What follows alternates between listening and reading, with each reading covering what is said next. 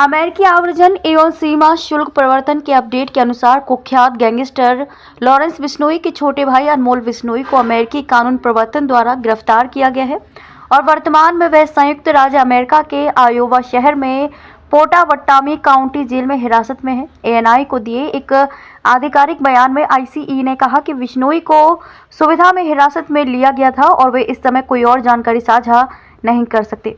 अनमोल बिश्नोई की गिरफ्तारी विभिन्न आपराधिक गतिविधियों में उनकी संलिप्तता की चल रही जांच के बीच हुई है। इससे पहले सोमवार स्थानीय समय को अमेरिकी विदेश विभाग ने लॉरेंस बिश्नोई के भाई अनमोल बिश्नोई के संभावित निर्वासन पर टिप्पणी करने से इनकार कर दिया था, जो बॉलीवुड अभिनेता सलमान खान के आवास के बाहर गोलीबारी की घटना के सिलसिले में वांछित है।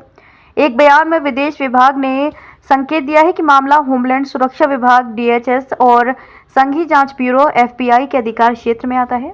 अमेरिकी विदेश विभाग के प्रवक्ता मैथ्यू मिलर ने टिप्पणी की, योचित होगा अगर कोई इस तरह की रिपोर्ट पर टिप्पणी करने जा रहा है तो वह होमलैंड सुरक्षा विभाग और एफबीआई होगा, न कि विदेश विभाग।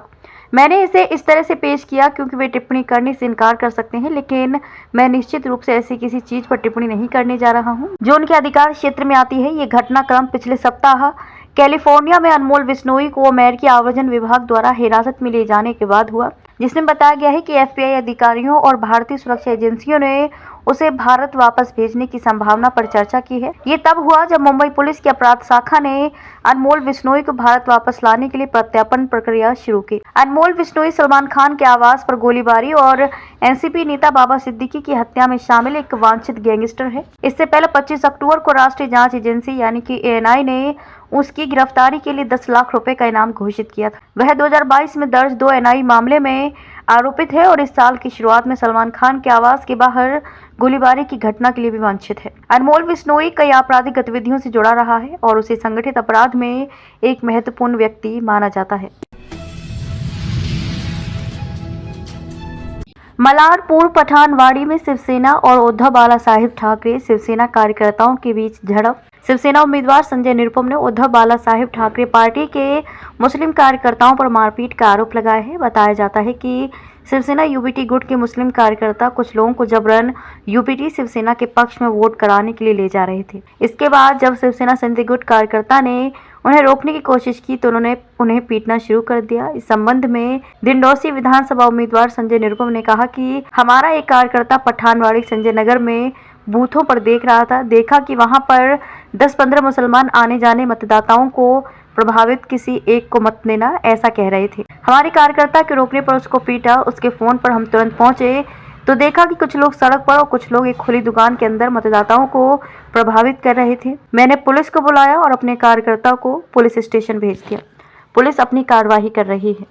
वैसे बहुत ही शांतिपूर्वक मतदान की प्रक्रिया चल रही है और मतदाता बहुत ही फ्री मन से, बहुत आजाद तरीके से, स्वतंत्र तरीके से अपने घरों से निकल रहे और बड़े पैमाने पर वोटिंग में हिस्सा ले रहे।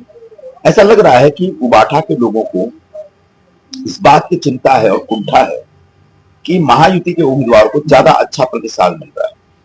चाहे हमारे लाडकी बहनें हो या तो 2.25 साल की सरकार हो या तो मोदी जी की सरकार के कामकाज से लोगों के ऊपर एक अच्छा प्रभाव है, जिसकी वजह से बड़े पैमाने पर मुझे वोट मिलते हुए दिख रहा है। उसके रिएक्शन में जो हमारा एक कार्यकर्ता पठानवाड़ी और संजय नगर के क्षेत्र में जो घूम रहा था, जैसे हम घूमते हैं चुनाव के समय, तो उबाठा के 15-20 कार्यकर्ताओं ने, मुस्लिम कार्यकर्ताओं ने हमारे कार्यकर्ता का हमला किया। उसने बेचारे ने रोते हुए मुझे फोन किया, मैं भाग के वहां पहुंचा और जब मैंने पहुंचा तो देखा दुकान खुली है और फुटपाथ पर 100 से ज्यादा लोग बैठे हुए हैं। ये गलत है, ये आचार संहिता का उल्लंघन है। और वो सिर्फ बैठे नहीं है, आचार संहिता का उल्लंघन नहीं कर रहे हैं, बल्कि वो वोटरों को प्रभावित कर रहे हैं, उनको इंटिमिडेट करने की कोशिश कर रहे हैं और उनको ये संदेश देने की कोशिश कर रहे हैं कि यहाँ पर शिवसेना और बीजेपी के उम्मीदवार को हराया जाए और उनके उम्मीदवार को जिताया जाए। तो ये जो काम है और जो हिंसक वृत्ति है, इसका मैं विरोध करता हूँ। और मैंने वहां देखा पाया कि एक रेस्टोरेंट खुली और रेस्टोरेंट में चाय बन रही है, खाना बन रहा है और सब एंजॉय कर रहे हैं और उस चक्कर में वो वोटरों को प्रभावित करने का प्रयास कर रहे हैं। तब मैंने जोर से बोला कि दुकान बंद करिए। तब तो पुलिस आ गई, उसको बोला कि आप बंद कराइए, क्योंकि पहले से पुलिस वाले कुछ नहीं कर रहे थे। बाद में जब सीनियर आए तो मैंने बताया कि बंद कराइए और जिन लोगों ने हमारे कार्यकर्ता पर हमला किया उनके खिलाफ तत्काल कार्रवाई होनी चाहिए और उनके खिलाफ आचार संहिता के उल्लंघन के तहत भी कार्रवाई होनी चाहिए। अच्छा, तो आपका जिसको चोट लगी है वो कहाँ पुलिस एरिया है? आप पुलिस स्टेशन उस समय गया होगा, बताएगा कि अब जाकर के शिकायत दर्ज कराएंगे और हमने अपने लोगों को तैनात कर दिया। अपने चुनाव का क्या है, कैसा लग रहा है? बहुत अच्छा चुनाव है, ईश्वर के आशीर्वाद से चुनाव जीता जा सकता है, क्योंकि बड़े पैमाने पर दिग्घोषी के लोग जो यहाँ के विधायक हैं, आमदार हैं, तो जो 10 वर्षों से विधायक हैं, पूरा दिग्घोषी को पूरे मुंबई का सबसे पिछड़ा हुआ क्षेत्र बना दिया। पानी नहीं, रास्ते नहीं, गटर नहीं, साफ सफाई नहीं, ऐसे नहीं। ऐसे में लोग बदलाव चाहते हैं और बदलाव के लिए मुझे उनको एक उपयुक्त चेहरा दिख रहा है, मैं दिख रहा हूँ उनको उनका एक उपयुक्त चेहरा, और बदलाव के साथ साथ सरकार जो काम काज कर रही है उस काम काज के ऊपर भी मोहर लगाने जा रही है। मुझे पुलिस सुरक्षा मिलनी चाहिए वरना मेरा बाबा सिद्दीकी जैसा हाल होने में देर नहीं लगेगी। रमेश कदम। पुलिस ने नोटिस किया कि चुनाव प्रचार के दौरान लगातार मेरा पीछा किया जा रहा था। पुणे में गैंग ने मुझे किडनैप कर जान से मारने की कोशिश की थी। मोहोल थाने में रंगदारी और अपहरण कर हत्या का मामला दर्ज किया गया है। इस वारदात में पुणे के गैंग की बातचीत भी पुलिस के हाथ लगी है। खतरा है कि जो बाबा सिद्दीकी के साथ मुंबई का हुआ वही मेरे साथ भी होगा। इस पखवाड़े में ये दूसरा प्रकार है। मेरी पुलिस प्रशासन से विनती है कि मुझे पुलिस सुरक्षा दिलवाए, नहीं तो मेरा बाबा सिद्दीकी जैसा हाल होने में देर नहीं लगेगी। सर, आपल्याला खरं तर जीवे मारण्याच्या धमकीच्या प्रकरणासंदर्भातलं एक तक्रार आपण पोलीस स्टेशनमध्ये दिलेली आहे. काय नेमका प्रकार घडला होता, कशा संदर्भात व्हिडिओ आणि फोटो आपल्यापर्यंत प्राप्त झाले? गेल्या 2 दिवसापासून मोहोळ तालुक्यामध्ये विधानसभा निवडणुकीच्या अनुषंगाने प्रचार करत असताना सातत्याने माझा पाठलाग होत असताना झाल्याचं पोलिसांच्या निदर्शनास आलं आणि माझं अपहरण करून जीवे ठार मारण्याचा प्रयत्न पुण्याच्या एका गँगकडनं झाल्याचं पोलीस तपासात निष्पन्न झालं। त्या अनुषंगाने मोहोळ पोलीस स्टेशनमध्ये खंडणी आणि अपहरण करून जीवे ठार मारण्याचा गुन्हा मोहोळ पोलीस स्टेशनमध्ये दाखल करण्यात आलेला आहे आणि या गुन्ह्यामध्ये पुण्यातल्या गँगच्या आरोपींचं जे संभाषण आहे की माजी आमदार रमेश कदम याला उचलून पुण्याला रिव्हॉल्वर दाखवून त्याला ते उचलून आणा आणि त्याचे काय वाटेल ते पैसे मी तुम्हाला देतो, अशा संबंधीचं संभाषण आरोपींचं ते देखील पोलिसांनी हस्तगत केलेलं आहे। त्यामुळे एकंदरीत मुंबईला जो प्रकार बाबा सिद्दीकींसोबत झाला तसाच प्रकार माझ्यासोबत होण्याची शक्यता आहे। माझ्या जीवितास धोका आहे। या अनुषंगाने मोहोळ पोलीस स्टेशनमध्ये गुन्हा दाखल झाला असून त्या संदर्भातला तपास होतोय। म्हणजे आज या पद्धतीने माझ्या जीविताला धोका झाल्याचा आणि हा या 15 दिवसातला दुसरा प्रकार आहे।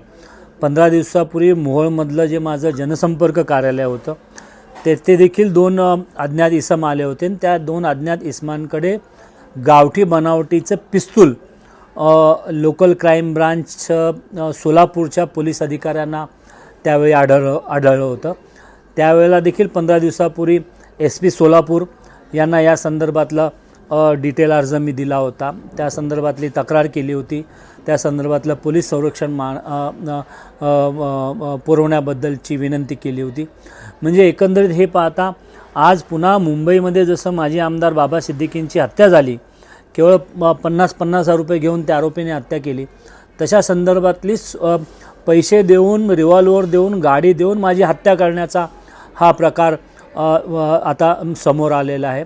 त्यामुळे या अनुषंगाने नेमकं ह्याच्या मागे कोण आहे, कोण पैसे पुरवतंय, कोण रिव्हॉल्वर पुरवतंय आणि कोणी या संदर्भातली सुपारी दिली, या संदर्भातला तपास हा गृह खात्याने केला पाहिजे आणि तात्काळ मला त्या अनुषंगाने तपास करून तात्काळ पोलीस संरक्षण दिलं पाहिजे, अशा पद्धतीची माझी विनंती, अशा पद्धतीचं माझं आव्हान SP सोलापूर आणि मोहोळ पोलीस स्टेशनच्या PIना आहे। सर, नेमकं काय आपल्याला कारण वाटतं, कशासाठी आपल्याला याच्यामध्ये हात धरून मागे लागले, काय नेमकं कारण? नाही, जे 15 दिवसापूर्वी त्या आरोपींकडे रिव्हॉल्वर सापडलं त्यावेळेला देखील पोलिसांनी म्हटलं नाही हा आमच्या तपासाचा भाग आहे, आम्ही ते तपासतोय, परंतु त्यानंतर काही कारवाई झाली नाही।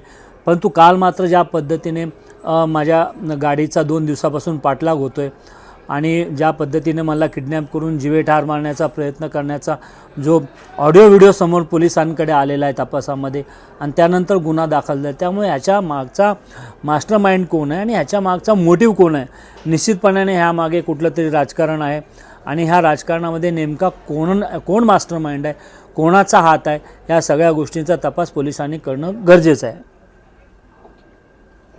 बस.